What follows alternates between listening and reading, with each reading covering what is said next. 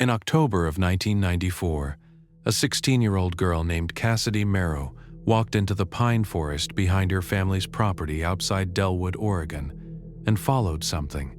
Something moving, something low to the ground and luminescent and wrong in the particular way that things are wrong when they make no sound at all. She was gone for 9 hours. She came back. Her boots were dry. Her hair was dry. It had been raining for 6 of those 9 hours, and not one thread of her clothing carried a single drop of moisture. That part nobody explains. That part tends to get left out.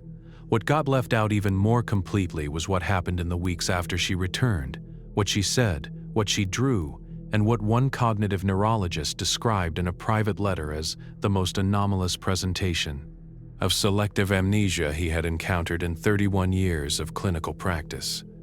You're going to want to keep watching. Let's start with what we know.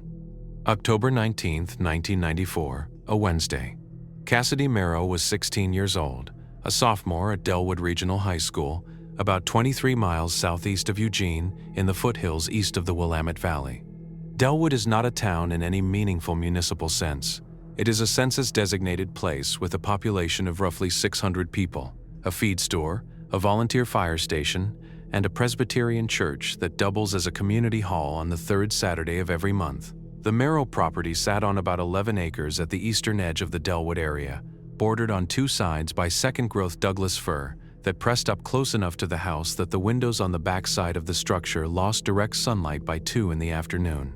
Cassidy's mother, Sandra Merow, would later tell a researcher named Marcus Holt that the family had always been comfortable with the woods, that the kids had played in them their whole lives. She said that because she thought it mattered. I think she was right. Cassidy left the house at approximately 9:15 in the evening. That time comes from Sandra Merow, who heard the back door, checked the kitchen clock, and assumed her daughter was going to the shed where Cassidy kept a small telescope she used intermittently for a school astronomy unit she'd completed the prior spring. Cassidy had mentioned earlier that evening, according to Sandra, that there was something she wanted to look at, something she'd seen the night before. Sandra did not ask what. She said later she wished she had. The telescope was found the following morning in the shed, covered, untouched. Whatever Cassidy went outside to look at, she either found it before she reached the shed, or she never intended to use the telescope at all. Those are 2 different scenarios, and they lead in 2 different directions. Now let's talk about the lights, because that word gets used loosely in cases like this, and I want to be precise about what witnesses actually described. Sandra Merow did not see lights that night. Neither did Cassidy's father, Dale Merow, who was watching television in the front room and fell asleep in his chair before 10 p.m. The lights come from 2 sources. The first is Cassidy herself, who described them in the weeks following her return in terms I'll get to in a moment. The second is a man named Earl Tuttle, a retired logger who lived 3/4 of a mile north of the Merow property on a gravel road called Vetch Creek Lane. Tuttle told Marcus Holt in a recorded interview conducted in March of 1995 that on the night of October 19th, sometime between 9 and 10 p.m., he stepped outside to check on a dog that was barking and saw what he described as 2 separate illuminated objects moving slowly above the tree line to the south of his house. He described them as amber, not white, not blue, amber, low, below the ridge, moving in what he called a kind of drift, slow and sideways and then stationary. He watched for what he estimated was 4 minutes before going inside. He did not call anyone. He said he didn't know what to call it. He said it wasn't an airplane. Here is where I want to slow down, because the details of what happened between 9:15 p.m. and 6:08 a.m., when Sandra Merow found her daughter sitting on the back porch steps, are not reconstructed from Cassidy's memory. They can't be. Cassidy has no memory of that time. Not fragments, not blurred impressions, nothing. That is the clinical finding, and it is the finding that brought Dr. Ruth Kellner into the picture. Kellner was at the time a cognitive neurologist affiliated with Oregon Health Sciences University in Portland, roughly 120 miles north of Dellwood. She was contacted in late November of 1994 by the Merow family's primary care physician, a Dr. James Okafor, who had seen Cassidy twice since the incident and was not satisfied with his own explanations. Okafor's referral letter, a copy of which Marcus Holt obtained through the family in 2001, described a patient presenting with a discrete and bounded amnesia covering a specific 9-hour window, with full continuity of memory both before and after that window, and with no neurological findings consistent with trauma, hypoxia, metabolic disruption, or any other mechanism he could identify. Kellner saw Cassidy in December 1994. She saw her again in February 1995. And then she saw her 4 more times through the spring of that year.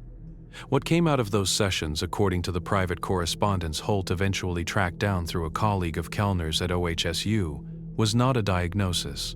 It was a description of an absence so total and so structurally strange that Kellner reportedly told the Merow family it bore no resemblance to any dissociative or traumatic amnesia she had treated or studied. Amnesia following trauma preserves the edges unevenly, she explained. There are usually fragments, usually something bleeds through. Usually the emotional residue of an experience survives even when the factual memory does not. In Cassidy's case, there was nothing. No affect, no anxiety, no intrusive imagery, no nightmares in the weeks after. No avoidance of the woods, which I want you to sit with for a moment because it's strange. A teenager who goes missing in the woods for 9 hours and returns without explanation, who cannot remember a single moment of those hours, who came back without a scratch and without moisture on her clothing after 6 hours of Oregon rain, and she was not afraid of the woods afterward. That is not a typical trauma response. That is something else. Let me be fair here. There are explanations for bounded amnesia that don't require anything extraordinary.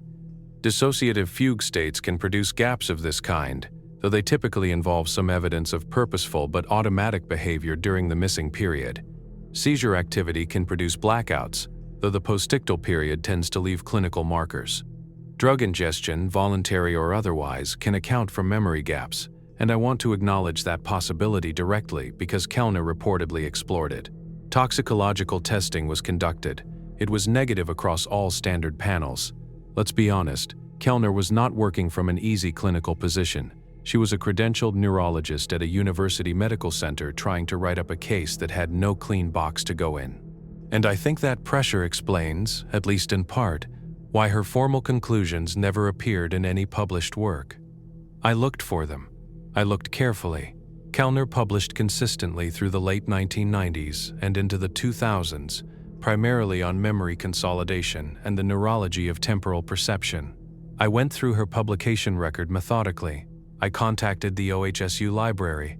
I searched the major databases. There is no published paper on Cassidy Merow. There is no anonymized case study that corresponds to the presentation Okafor described in his referral. 6 sessions with a patient presenting one of the most structurally unusual amnesiac profiles she had encountered in 3 decades of practice, and nothing. Not a conference presentation, not a letter to a journal, not even a footnote in a review article where you might expect a clinician to slip in an anomalous observation. The silence is total, and it is specific. That kind of specific silence is something I've learned not to ignore. Now let's talk about the drawings. Because the amnesia is the center of this case, but the drawings are the part that brought Marcus Holt in, and Holt is the reason any of this is documented at all. Marcus Holt was at the time a freelance researcher based in Ashland, Oregon, who had spent most of the previous decade documenting anomalous reports in the Pacific Northwest, with a particular focus on what he called cluster zones, geographic areas that generated disproportionate numbers of unexplained sightings and contact reports within defined time windows. He heard about Cassidy Merow through a network of people he corresponded with regularly. He reached out to the family in early 1995. Sandra Merow agreed to speak with him. Dale Merow did not. Cassidy agreed to speak with him once, in April of 1995, with her mother present, and that single conversation is the primary source for what I'm about to tell you. Starting in the week after her return, Cassidy began drawing. This was not unusual in itself.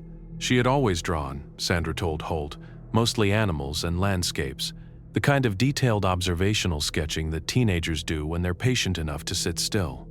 What was unusual was the volume and the content.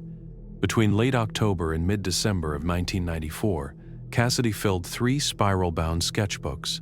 Holt described examining 2 of them personally. The drawings were not random. They were not abstract in the expressive sense. They were representational, geometric. Holt said they looked less like artwork and more like diagrams. shapes that repeated across pages in slightly different configurations, arrangements of lines and arcs that suggested, to him, some kind of spatial or structural relationship between objects. He showed photographs of several pages to a professor of applied mathematics at Southern Oregon University, whose name he did not disclose in his written account, who said the arrangements were not random and that certain recurring configurations bore a structural resemblance to geometric representations of non-Euclidean space. That is a very specific thing to say about drawings made by a 16-year-old girl who had completed one semester of standard high school geometry. I looked at the reproductions Holt included in his 1997 self-published monograph on Pacific Northwest contact incidents. I want to be careful about overstating what I saw. The images are not high resolution. The photocopying is poor, but I can say this. There is a consistency across the pages that is difficult to attribute to ordinary doodling. The same structural relationships appear in different drawings. The same proportions recur. Whatever Cassidy was doing when she filled those sketchbooks, she was not free associating. She was documenting something she had seen or been shown or somehow received during 9 hours she cannot consciously access. Why her? I keep coming back to that. Dellwood, Oregon in 1994 is not a military installation. It is not a research facility. It is not a radar corridor or a flight path or any of the standard explanations for why a location might attract unusual attention. It is 11 acres of second-growth fir, and a family of 4, and a girl with a telescope she wasn't using. Holt addressed this in his monograph and arrived at no conclusion, which I respect more than a false one. He noted that in the 2 years preceding the Merow incident, his own records contained 4 separate reports of anomalous aerial phenomena from within a 30-mile radius of Dellwood, 3 of them involving the same amber coloration Earl Tuttle described. He noted that the Calapooya Mountain ridgeline east of the property sits at an elevation that creates a specific kind of electromagnetic shadow in certain atmospheric conditions. He noted these things carefully, and he did not claim they explained anything. He just noted them. I think that's the right approach. Let me say something about the physical state in which Sandra Merow found her daughter. 6:08 a.m., the back porch steps. Cassidy was seated upright with her knees drawn to her chest and her hands folded in her lap. Her eyes were open. She was looking east, toward the tree line. Sandra said she called her name 3 times before Cassidy turned and looked at her, and that in the moment of turning, Cassidy's expression was not frightened and was not relieved. Sandra said it was the expression of someone waking up somewhere they had not expected to be. Not alarmed, just recalibrating. Cassidy said good morning. Those were her first words. Good morning, Mom. Sandra asked where she had been. Cassidy said she didn't know. She said it calmly. Sandra said the calm was the worst part. She said she would have preferred screaming. The dry clothing is the detail I cannot find a satisfying framework for, and I've tried. I want to be transparent about that because it's the kind of detail that invites easy skepticism and also resists it. The National Weather Service station in Eugene recorded 1.4 inches of precipitation in the Dellwood area between midnight and 6 a.m. on October 20th. That is not a light mist. That is sustained rain. Cassidy's clothing showed no evidence of having been wet and dried, according to Sandra, who is the only person who examined those clothes before they were washed. No water lines, no stiffness, no smell, just dry. You can construct a scenario in which Cassidy found shelter in the forest and remained dry throughout. You can construct it, but the forest east of the Merow property has no structures, no caves, no significant rock overhangs. Dale Merow searched it the following day with a neighbor. There was nowhere to stay dry for 6 hours. There was just forest and rain. Now let's talk about what Cassidy said in her conversation with Holt. She said she remembered going outside. She remembered the back door, the smell of the air, the sound of something moving in the trees to the northeast. She described it as a sound she was trying to understand rather than a sound that frightened her. She said it was rhythmic. She said it made her want to walk toward it the way a word on the tip of your tongue makes you want to keep reaching. And then she said nothing. Not that she went blank. She said there was just nothing after that. She said it was not like falling asleep, where there is a transition, a softening. She said it was like a cut. One moment, and then a completely different moment and no space between them at all. Holt wrote in his notes from that session, which he quoted in his monograph, that he had interviewed people describing missing time on 11 separate occasions, and that Cassidy's account of the experiential quality of the gap was unlike any of the others. The others described fog, or heaviness, or a dreamlike quality at the edges. Cassidy described a clean surgical removal, a before and an after with nothing joining them. There is one more piece of this that I want to address directly, because it sits in the record and it doesn't go away. In March of 1995, 5 months after the incident, Cassidy told her mother that she had begun hearing something. Not voices, she was specific about that. Not voices, not language, a sound, a recurring low-frequency sound that she experienced not through her ears but somewhere behind them, inside the structure of her skull, she said.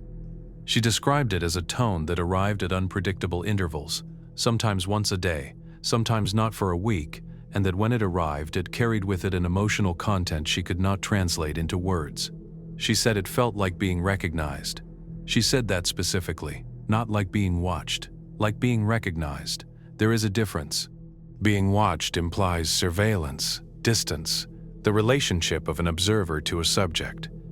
Being recognized implies familiarity. It implies a prior relationship, and Cassidy had no memory of establishing one.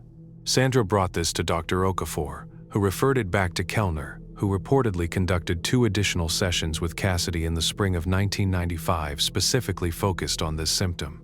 What Kellner concluded from those sessions is not something I can tell you with certainty, because those session notes are not in any record Holt or the family was able to access. What Sandra Merow told Holt, based on what Kellner communicated to her verbally, was that the doctor did not believe Cassidy was experiencing hallucinations in any clinical sense. She said Kellner used a phrase that Sandra repeated to Holt verbatim because it stuck with her.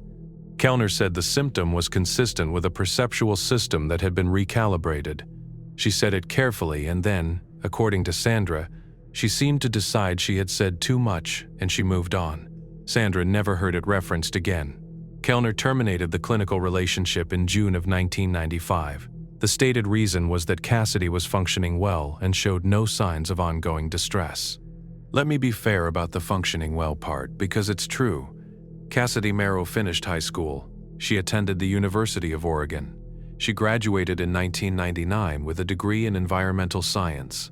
Holt stayed in intermittent contact with the family through the late 1990s and reports that by all external measures, Cassidy was doing exactly what you would expect a young woman her age to be doing. The tonal experiences faded over time. The drawings stopped. The sketchbooks were eventually stored in the same category as every other artifact of a strange adolescent autumn. Something that happened, something real, something without a frame large enough to hold it. I want to talk about the geographic record, because Holt assembled one, and it matters. Within a 40-mile radius of Dellwood, between 1988 and 1997, his documentation includes 9 separate reports of unexplained aerial phenomena, 4 missing time reports from individuals who filed written accounts with his research network, and 1 incident in September of 1991 involving a cattle rancher named Roy Deegan near the community of Oak Ridge, 38 miles south-southeast of the Merow property, who reported a 4-hour gap in his memory following an encounter with a stationary light in his south pasture. Deegan's case is thin in the documentary sense. He spoke to Holt once and declined further contact. But his description of the light, amber, low, silent, absolutely stationary before moving horizontally at a speed inconsistent with any aircraft he recognized, matches Earl Tuttle's description from 3 years later with a specificity that goes beyond what you would expect from coincidence. Same color, same altitude, same motion profile. 38 miles apart, 3 years apart. Different witnesses with no connection to each other. I contacted Marcus Holt in the process of putting this together. He is still in Oregon. He is still working. He told me something I keep returning to. He said that in 30 years of documenting incidents in the Pacific Northwest, the Merow case is the one that bothers him most. Not because the evidence is strong, he said, but because of the specific shape of what's missing. He said every other case he'd worked had gaps that felt like omissions, like things people forgot, or couldn't articulate or chose not to share. Cassidy's case was different. He said it felt like something had been taken, deliberately, cleanly, and with a precision that implied something that knew exactly where the memory was kept. Where are the Kellner session notes from those final 2 appointments in the spring of 1995? I asked OHSU directly. Patient records from that period, I was told, are subject to standard retention policies and are not accessible without consent. Cassidy Merow is an adult, She has not, as far as I can determine, made her records public or provided consent for their release. That is her right, and I want to be clear that I'm not suggesting otherwise. But Kellner's own research notes, the clinical observations she would have made independent of the therapeutic record, those would belong to her and to the institution. I was told by the OHSU Records Office that no record of a case study by Dr. Kellner matching this description exists in their archives. Not sealed, not restricted, not retained and unavailable. It simply does not appear to exist. Kellner retired from OHSU in 2009. She does not have a public contact. 2 written requests I sent through the university's Faculty Emeritus Office received no response. The recalibrated perceptual system. I keep coming back to that phrase. Not damaged, not impaired, not disrupted. Recalibrated, that is a specific word. It implies a baseline, and it implies a new setting, and it implies that something performed the adjustment intentionally.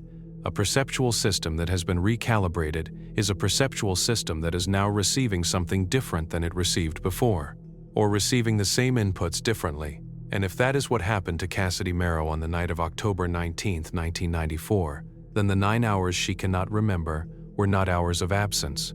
They were hours of something else entirely. Hours during which something was changed, not erased, changed. And the memories of those hours, if they exist at all in some form, are not missing from Cassidy's mind in the way a deleted file is missing from a hard drive. They may be somewhere she simply doesn't have access to yet. That's what the word recalibrated implies. It implies a system still running, a system still receiving. The drawings are in a storage unit in Eugene. Sandra Merow told Marcus Holt that in their last conversation, which occurred in 2003. Whether they are still there, I cannot say. Whether anyone with the right training has examined them properly, I cannot say either. Holt asked twice over the years whether Cassidy would be willing to have them analyzed by a mathematician or a structural physicist. She declined the first time. The second time, she did not respond at all. That was 2004. The trail ends there for me, at least for now. 3 spiral sketchbooks, 1.4 inches of rain that left no trace, and a neurologist's phrase that nobody thought to ask her to explain.